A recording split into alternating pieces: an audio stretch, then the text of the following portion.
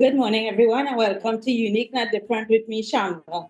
Today, we are talking about the Trinidad and Tobago chapter for Disabled People's International Fun and Family Day that will be held on July 7th. And today, we have Stephen Dukran, who is the Public Relations Officer for Disabled People International TT chapter. And we have Brian Houghton, who is the interpreter for today. So good morning, Stephen. How are you doing? Hi, good morning. I'm good. Awesome. So can you tell us the purpose of this Fun and Family Day?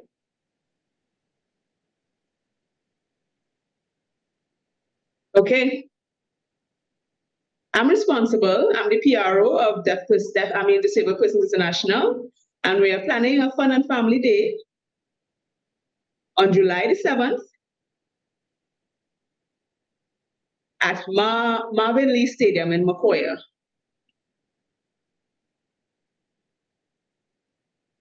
It's going to start at 10 and go to 5 p.m.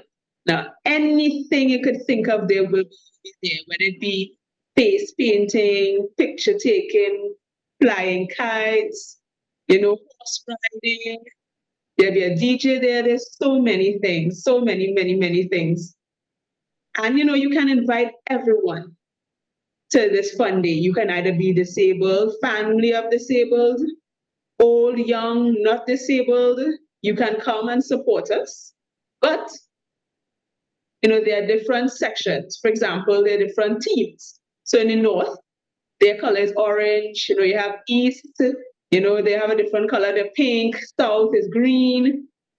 Tobago is red. So each zone has a different color.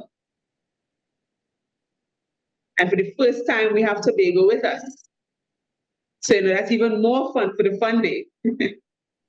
So how does this align to the purpose of the DPI?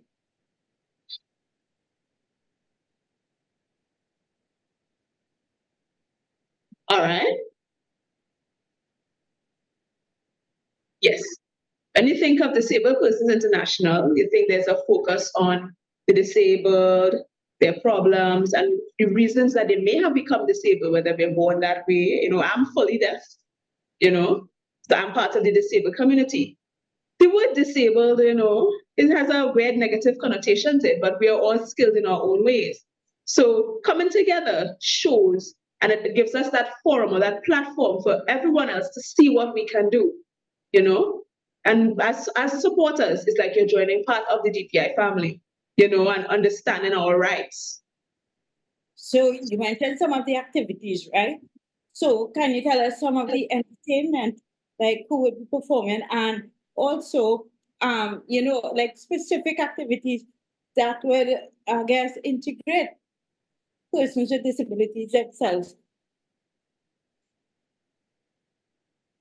Okay. There'll be, yes. There have been events from August where we had like a tea party, etc. In September, there's going to be a run only for disabled individuals. December, there's a Christmas dinner.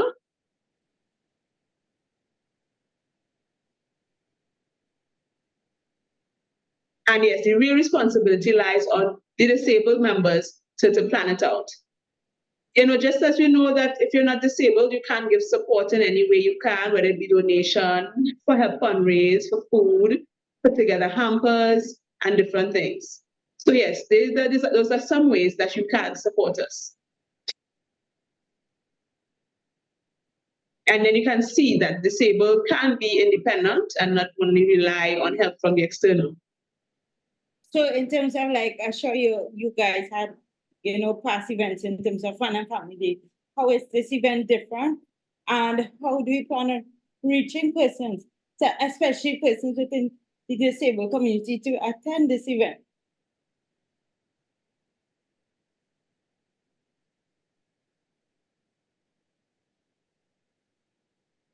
In the past, I was non-executive.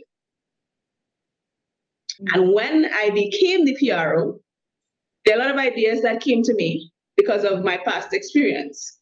with fundraising, event planning. So sometimes what I do is sometimes I allocate responsibilities, not leave everything up to myself. And giving everybody that sense of purpose encourages their attendance and also who they know as well to attend. Yeah. And okay, so let's digress a little bit. We often see that there are a lot of social problems facing in terms of mental, as I mentioned, social and stuff like that, right? Persons within the disabled community. And you guys do a lot of community outreach. Can you give us a little bit about, what do you see when you go into these communities, among persons with disabilities? Okay. Mostly, with the president of DPI, he does a lot of outreach with the secretary, sometimes invites chairperson, and they do outreach, especially to those who are shut in. They will bring them, provide transport or give food hampers, provide help where needed. And those who we meet some people who are in need of wheelchairs. So if we realize that you're in need of wheelchairs, we provide. And this year, we realized that there has been a large improvement in accessing wheelchairs for those in far rural areas who have no wheelchairs. Every month we've been giving to those who need. We don't have much ministry support, not enough, but despite that, we're able to give and help where we can. But it's a big improvement compared to before. So can you reiterate the location, time, and how persons can get in contact with DPI for this event? The place is at Marvin Lee Stadium in Mokoya. The time is 10 a.m. to 5 p.m. And to contact us, Lalla, Lala, that's the person, that's the secretary. They manage our contact. The number is 771 13, no, not 13, 1433. Okay, 771 1433. And to close off, yes, how do you see? And I'd like to add one thing. If you would like to be a part of the DPI community, we do encourage registration just at $20 to become a member. It's just $20. So come, join, become a member, have fun. If you have family who are disabled, come. They can also be members as well. And also, those who are willing to give, donate, can also contact us with the same number. Awesome. And how do you see, right, going back to the event, how do you see this event benefiting? Because you mentioned there are a lot of persons with, and I mentioned a social problem, mentally and so on. How do you see this benefiting persons within the disabled community?